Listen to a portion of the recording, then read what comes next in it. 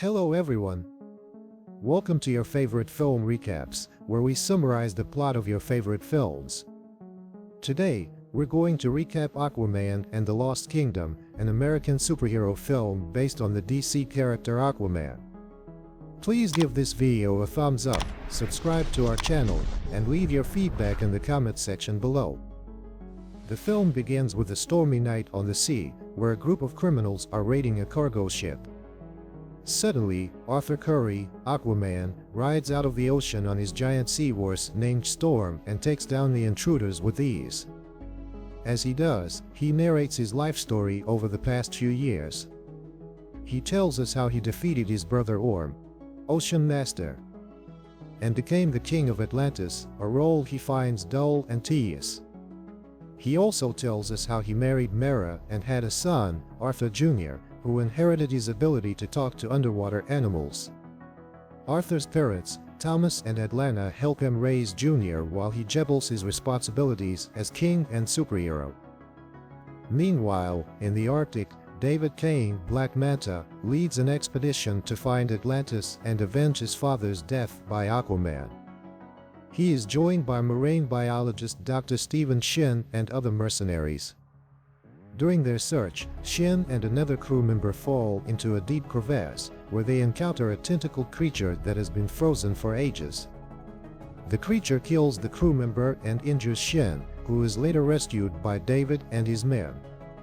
They also discover other ancient creatures encased in ice.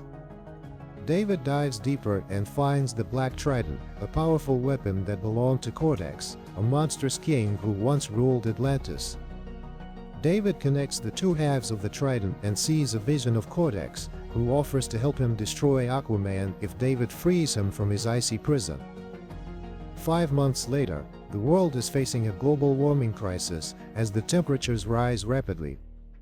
Mera brings Arthur to the Council of Atlantis, headed by Karshon, to address the problem. Arthur proposes that Atlantis should reveal itself to the surface world and work together to solve the environmental issue, but his idea is met with strong opposition from the council. Arthur feels frustrated and goes to have a beer with his dad, where they talk about the challenges of being a king and a hero. In the Atlantic, David is looking for a rare fuel source called orichalcum, which is found in Atlantis and can power up Shin's machines. He locates the Atlantean stash of orichalcum and launches an attack on the underwater city. Atlanta and Mera rush to defend their home and confront Black Manta, who uses his laser helmet to blast Mera and knock her out. Before he can finish her off, Aquaman arrives and engages him in a fierce battle. Manta uses the Black Trident, which enhances his strength and abilities without needing his suit. Arthur chases David, but David activates a device on his ship that emits a sonic pulse that renders Arthur unconscious. After the attack, Karshon blames Arthur for putting Atlantis in danger and Mera is taken to the hospital. Arthur consults with Atlanta and King Nereus on how to stop Black Manta and his plan. They deduce that David is using the orichalcum to heat up the planet and cause chaos.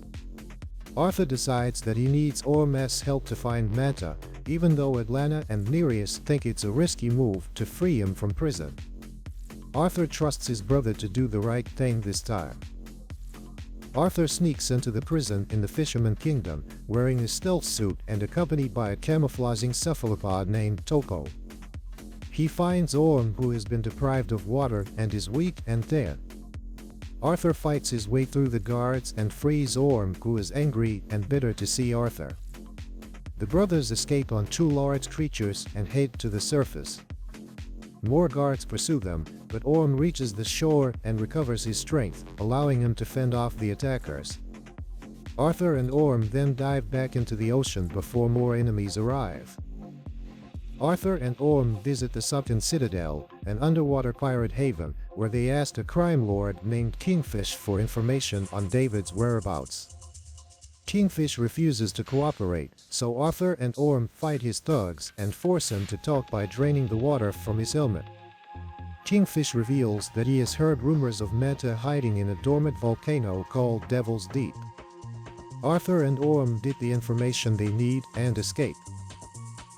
Shin walks in on David talking to Cortex in the mirror, but the image of the evil king vanishes before Shin can see it. After David leaves, Shin touches the Black Trident and experiences the visions of Cortex. David warns Shin not to meddle in his business. Arthur and Orm arrive at an island where Devil's Deep is located, surrounded by a lush jungle. They notice that the flora and fauna have mutated, and they run away from a swarm of giant insects. Arthur slams a statue to create a bridge for him and Orm to cross, and then pushes the statue over the edge to crush the insects.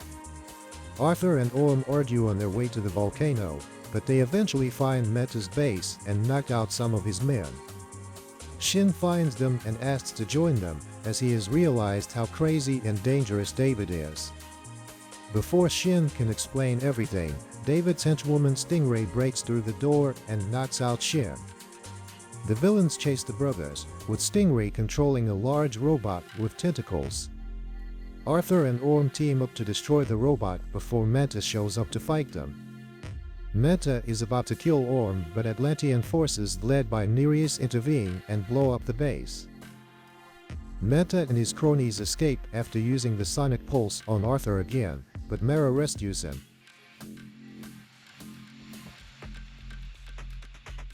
Everyone recovers on the surface, where Orm tells Arthur what he knows about the Black Trident, which he briefly held during the fight with Meta. He says that Cortex was King Atlan's brother, who founded his own kingdom, Necrus, the lost kingdom of the title, and forged the Black Trident to try to conquer Atlantis. The Trident corrupted him and turned him and his followers into monsters. To free Cortex, blood from a direct descendant of Atlan is needed, which means Meta can target Arthur or Atlanta, or Arthur Jr. Meta proves this by attacking Thomas in his home and kidnapping Jr., while setting the house on fire. Arthur saves his father and leaves him with Atlanta. Shin sees that David took Jr. and sends a signal to the Atlanteans to help them. Arthur joins Mera Orm Nereus and the Brine King to pursue Meta. David and Stingray find Necrus, and David plans to take Jr. to Cortex's throne. Arthur summons the creatures of the deep to assist him. The sea animals jam the frequencies in the villain's base, causing an explosion that kills Stingray and other goons. Meta is about to use Jr.'s blood, but Shin swaps the bag with a bomb and takes Jr. to safety. Arthur and Orm fight their way through the remaining goons and face Meta, who manages to wound Arthur and awaken Cortex. Orm grabs the Black Trident and becomes possessed by Cortex's influence. The evil king tries to turn the brothers against each other, but Arthur appeals to Orm's good side, and they break free from the possession. Arthur throws the Black Trident at Cortex, but he catches it. Shin then throws Arthur his own trident, which Arthur uses to pierce the Black Trident, shattering it and killing Cortex. With his demise, Necrus starts to collapse.